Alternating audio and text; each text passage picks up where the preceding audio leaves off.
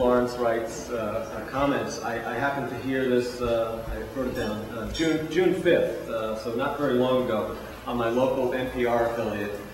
James Carroll, who's well known for Constantine's Sword, and now there's a movie version of it, said this while being interviewed in some sort of strange segue into his expertise, or lack thereof, on Islamic anti-Semitism. He said that there is nothing endemic to the religion of Islam, or certainly the text of the Quran, that leads to anti-Semitism. So this trope is widely disseminated. My presentation today will introduce evidence which elucidates how the uniquely Islamic institution of jihad war, its corollary institution dhimmitud, and specific anti-Semitic motifs in Islamic theology, including Islamic eschatology, operate in tandem with regard to global jihadist aspirations, and the truly annihilationist Muslim Jew hatred directed at the Jews of Israel. In April 1948, the Grand Mufti of Egypt, Sheikh Mohammed Mahawi, issued a fatwa declaring jihad in Palestine obligatory for all Muslims. The Jews, he maintained, intended to, quote, take over all the lands of Islam, unquote.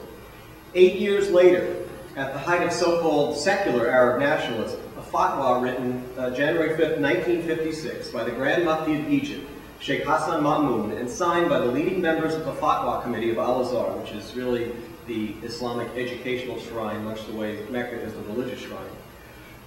And the major representatives of all 4 Sunni Islamic schools of jurisprudence elaborated the following key initial point, that all of historical Palestine, having been conquered by jihad, was a permanent possession of the global Muslim Ummah, the Muslim community.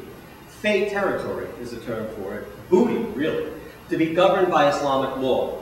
Furthermore, quoting directly from the text, we see the conjoined motivations of jihad and conspiratorial Jew hatred. And here's what some of the excerpts say.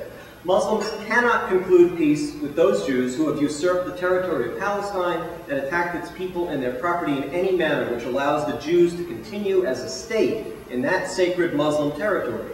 As Jews have taken a part of Palestine and there established their non-Islamic government and have also evacuated from that part most of its Muslim inhabitants, jihad to restore the country to its people is the duty of all Muslims, not just those who undertake it. And since all Islamic countries constitute the abode of every Muslim, the jihad is imperative for both the Muslims inhabiting the territory attacked and Muslims everywhere else, because even though some sections have not been attacked directly, the attack nevertheless took place on a part of the Muslim territory, which is a legitimate residence for any Muslim.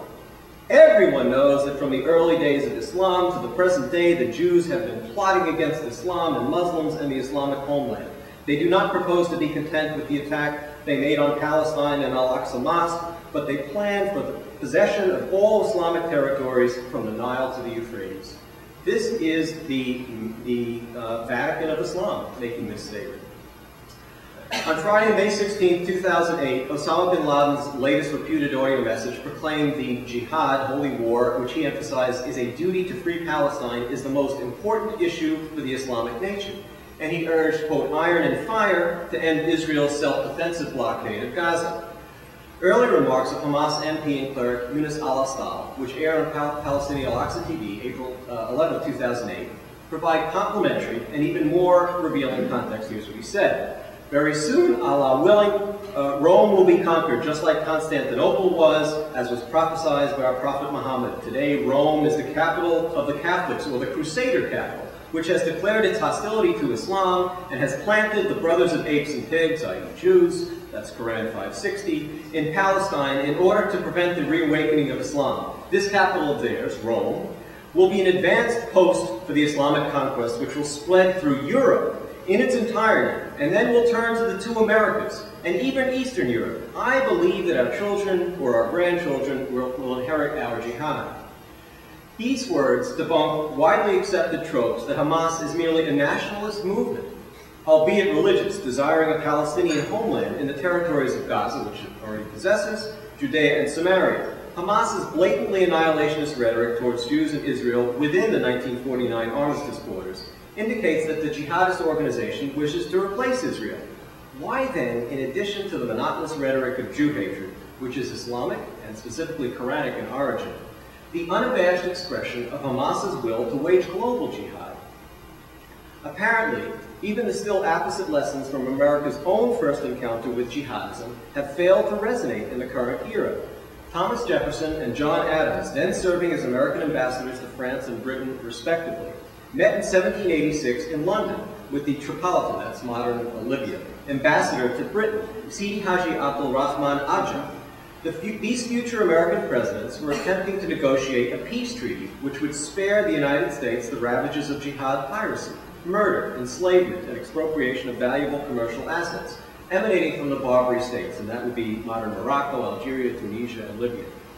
During their discussions, they questioned Ambassador Aja as to the source of the unprovoked animus directed at the nascent United States Republic.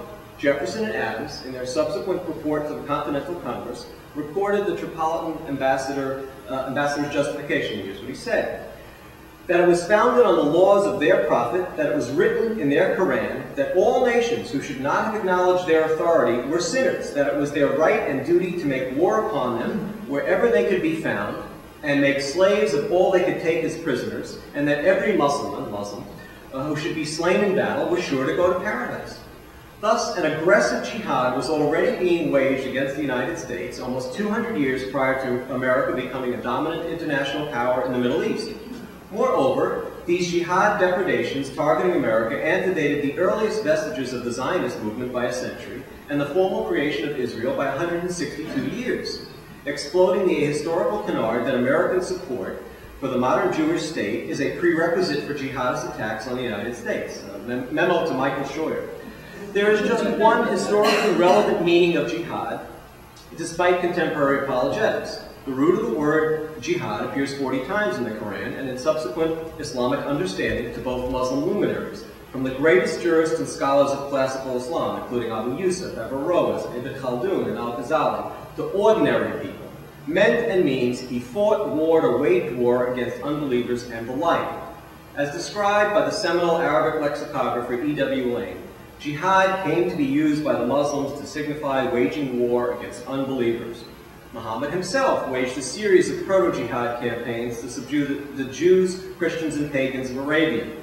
Numerous modern-day pronouncements by leading Muslim theologians confirm, for example, see Yusuf Qaradawi's The Prophet Muhammad as a jihad model, confirm that Muhammad has been the major inspiration for jihadism, past and present. Ibn Khaldun, who died in 1406, was a jurist, a renowned philosopher, historian, and sociologist, summarized these consensus opinions from 5 centuries of prior Muslim jurisprudence with regard to the uniquely Islamic institution of jihad. Here's what he said: in the Muslim community, the holy war is a religious duty because of the universalism of the Muslim mission and the obligation to convert everybody to Islam, either by persuasion or by force.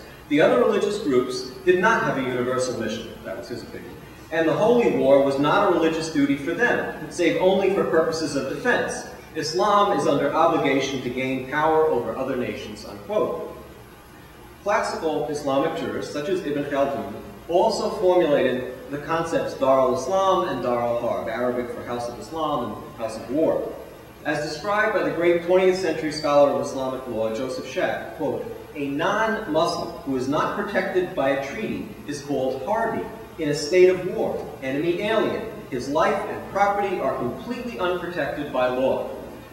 Yusuf al-Qaradawi, again, spiritual leader of the Muslim Brotherhood, head of the European Council for Fatwa and Research, and popular Al Jazeera television personality, reiterated almost this exact formulation of Dar al-Harb during July 2003, both in conceptual terms and with regard to Israel specifically. And these innocent non-combatant Harbis can be killed and have always been killed with impunity, simply by virtue of being Harbis during endless razzias, raids, and or full-scale jihad campaigns that have occurred continuously since the time of Muhammad through the present. This is the crux of the specific institutionalized religio-political ideology, i.e. jihad, which makes Islamdom's borders and the further reaches of today's jihadists bloody, to paraphrase Samuel Huntington, across the globe. The essential pattern of the jihad war is captured in the classical Muslim historian al-Tabari's recording of the recommendation given by Umar bin al-Khattab, he was the second rightly guided caliph, To the commander of the troops, he sent to al-Basra,